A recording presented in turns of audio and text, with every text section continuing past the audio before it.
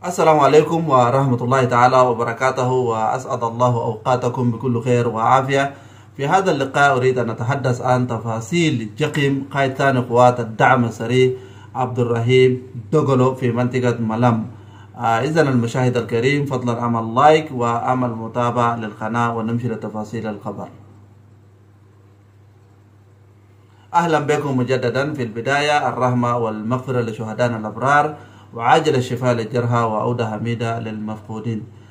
دجت وسائل التواصل الاجتماعي أن جقيم قائد ثاني قوات الدعم السريع الفريق الأول عبد الرحيم دغلو في منطقة ملم، ومنطقة ملم ومنطقة تقع بين ولاية شمال دارفور وولاية جنوب دارفور. والمعلومات اللي وردت أنه تم استهداف متحرك تابع لأخوات الدعم السريع، ومن بينهم كان قائد ثاني قوات الدعم السريع، وقيل انه تم جخمه تماما بعبر مسيرات عالية الدقة.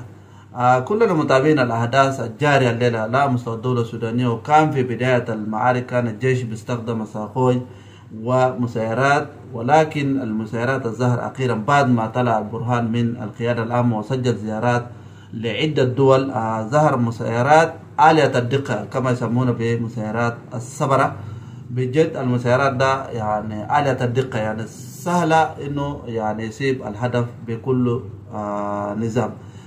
طيب كلنا تابعنا قبل ايام انه معلومات اكد انه تم هروب عبد الرحيم دغلو من الخرطوم، وقيل انه ظهر في تشاد، وحتى كان عمل لقاء قصيرة جدا مع بعض من الحركات الذين وقعوا اتفاقية جوبا في مدرسة شهيرة في دولة تشاد، ومن بعده ظهر في قناة تلفزيونية عبر سكاي نيوز العربية، وكان لقاء أكد أنه هو كان موجود في كينيا.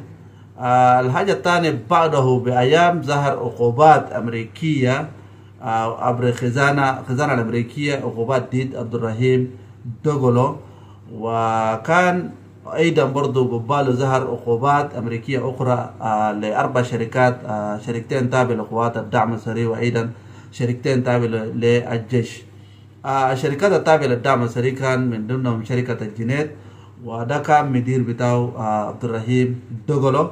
وعبد الرحيم دغلو هو طبعا نشاطه يعني في ناس كثير ما عارفينه، لكن نشاطه هو كان مجرد منسق، او يعني لو في اي عمليه بتاع تدريب لقوات الدعم السريع، او في اي عمليه بتاع استقطاب للشباب وايضا للادارات الاهليه وللسياسيين، بيتم عبر عبد الرحيم دغلو.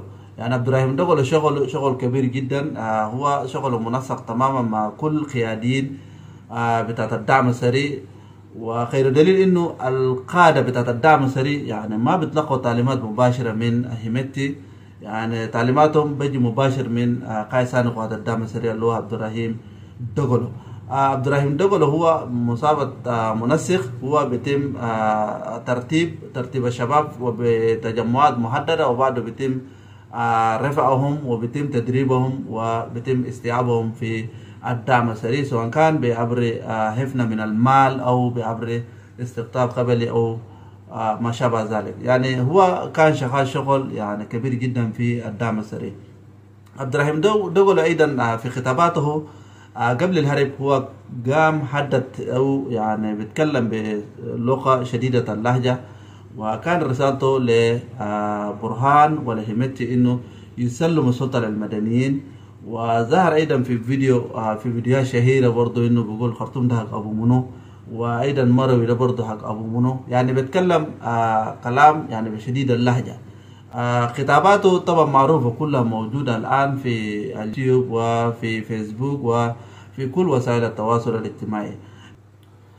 لمبات تداولت قبل ايام انه بالفعل تم جخم قائد اول لاخوات الدعم السريع اللي هو لهيمتي، ولانه هو ما ظهر في اي فيديو من يوم 17 شهر 4 الماضي، وحقيقة كل العالم بيتكلم انه هو ما موجود او قد انجخم فعلا، وان كان موجود برضو يعني بيكون لجنة او يعني مصاب اصابة كبيرة، يعني ما ممكن انه يقود قوة ضخمة زي قوات الدعم السريع. وقد يكون انه ما عنده المقدره التامه انه مثلا يدير القوات الدعم السريع. وليه انه ما اعلنوها او مثلا انه هو يعني تم اصابته او مثلا فعلا انتقم؟ لانه اذا فعلا اعلنوا انه يعني هيمتي بالفعل انتقم، يعني بكون في انشقاقات بتم وسط قوات الدعم السريع. ليه؟ لانه الدعم السريع بنت على اساس هيمتي، لانه اذا هيمتي ما موجود اكيد في قوة كبيرة جدا هينسحب، واكيد هيظهر برضه ايضا قبلية جوا قوات الدعم السريع، وبالتالي بيكون في انشقاقات بتم في داخل قوات الدعم السريع، فده خوفا انهم ما دارين يعلنوها. والان ايضا تم جخم عبد الرحيم دغلو، وايضا يعني ما اظن انه يعلنوه. والشيء الاكبر انه في منبر جدة، ومنبر جدة طبعا هو منتظر انه هيمتي يظهر شخصيا، لانه ده شرط من البرهان انه لابد من حضور هيمتي شخصيا في منبر جدة. وبعد ذاك عشان لو في اي عمليه بتاع توقيع تم لابد من انه يكون في التزام عبر القائد مباشر وليس عبر فرد. يعني في محاولات كان انه يوسف عزت او خيره يكون يمشي يمثل بدلا عن هيمتي، ولكن تم رفضه تماما من قبل البرهان. وهسه الان على الدعم السريع يعني في خيارين فقط. الخيار الاول انه يعني يشوفوا انه يجيبوا هيمتي ده وين عشان بعد ذاك يمشي يمثل في منبر جدة. اذا هو ما موجود كمان يعني يعلنوا انه بالفعل هو تم جخمه تماما، وكمان يقوموا يشوفوا له زول تاني. يعني ده الحقيقه، يعني لانه الان القوى يعني ماشي بدون قائد على حسب اغلبيه بتاعت الشعب السوداني والعالم كلها. يعني بيتكلم انه هيمتي ما موجود، طالما هيمتي ما موجود فبالتالي من المفترض انه يعلنوا قائد جديد، يعني قائد جديد عشان بعد ذاك يقدر ممكن يمشي في دول الجوار وفي الخارج، ويكون يمشي يمثل القوة مثلا. عشان لو في عملية بتاع سلام برضو القائد هو الجهة الوحيد انه ممكن يكون عنده كنترول، والعالم بعد ذاك ممكن يحاسب القائد شخصيا. ولكن هسه الان اذا مشى اي شخص اخر ممكن يقول انه والله يا اخي انا ما نقدر نلتزم، ليه؟ لانه القوة ده قوة عسكرية او مثلا قوة كبيرة انا ما نقدر نديره. لابد انه يكون في حضور قائد عام لقوات الدعم السريع، وبعد ذاك ممكن لو في اتفاقية يتم. يعني عموما ده الرسالة. واذا في زول عنده معلومات اكثر عن جخم قائد ثاني قوات الدعم السريع عبد الرحيم دغلو خليك تقول لنا في التعليق، ولا تنسوا اللايك والاشتراك في القناة، ودمتم في امان الله.